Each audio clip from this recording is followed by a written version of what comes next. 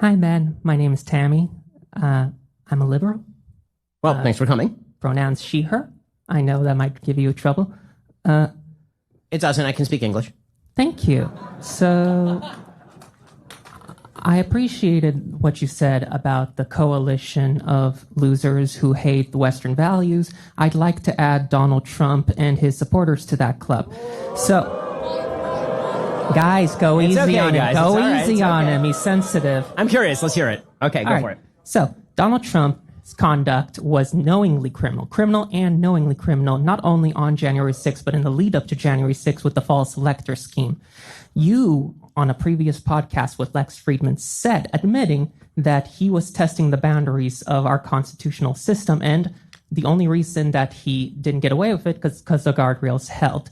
Now, after the Supreme Court immunity ruling and the fact that he has a new VP who said he would go along with such schemes, there are no longer such guardrails. So would you now denounce that Donald Trump is a danger to democracy and ask him to drop out? Nope. So let me explain why.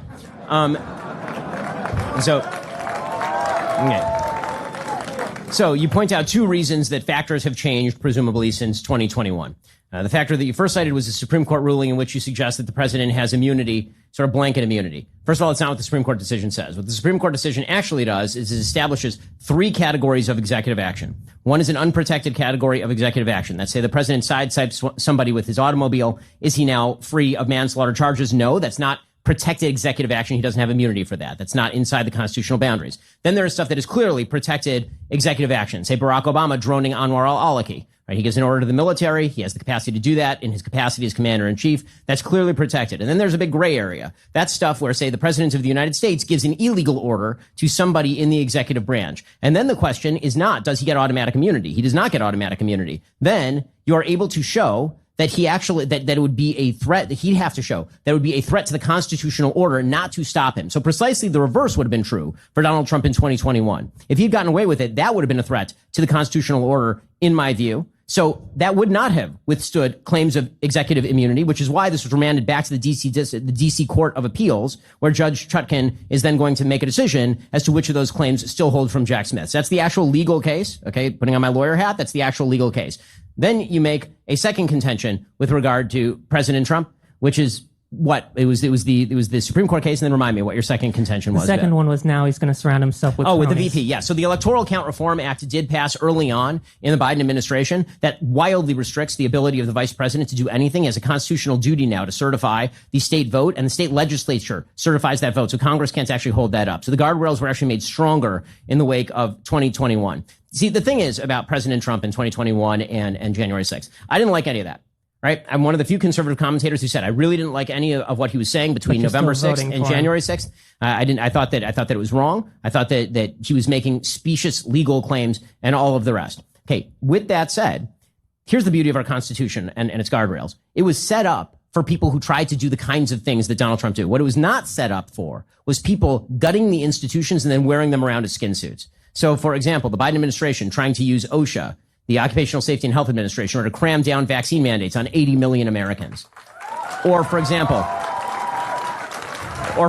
the Biden administration actually mobilizing the Department of Justice against political opposition. It's always funny to me to hear people on the left suggest that Donald Trump is going to do that when he actually did not do that while he was president, but Joe Biden actually has Donald Trump under his did DOJ. attempt to do that. He tried to get the DOJ to file charges against Hillary Clinton. That is untrue. No. If he actually said he was going to do that in 2016, and then he never did that. That is not true. He was unable to do that. Is not the same. No, he didn't actually even try to do that. Jeff Sessions turned him down on many things. He didn't even make an effort to investigate Hillary Clinton under the DOJ. It's a critique actually many Republicans have of Donald Trump, who wish that Hillary Clinton had been prosecuted.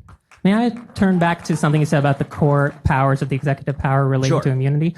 So you yourself said that using drones, using the military is a core part of the executive branch and therefore is covered by immunity. Depends on the function of the military. So if I were to order SEAL Team 6 to say kill my political opponent, that would not be protected. And the way you know that's not protected, by the way, is because Joe Biden has not used SEAL Team 6 to kill Donald Trump. If that's the case, then why didn't Chief Justice Roberts address that when that specific point was brought up in the immunity case? Because Justice Roberts has a philosophy of judicial restraint that means that he likes to kick stuff back to the lower courts until it matures. That's part of his judicial philosophy. I disagree with it, by the way. So it's I think he should have spoken up on it. ambiguous. I mean, Justice Roberts is quite famous for leaving things ambiguous and then kicking them back to the lower courts where the legal term is ripen, and then come back to the Supreme Court. So Thank you. we'll I want only to know- make okay, sure sure, other people no have time, problem. but thank you for your time.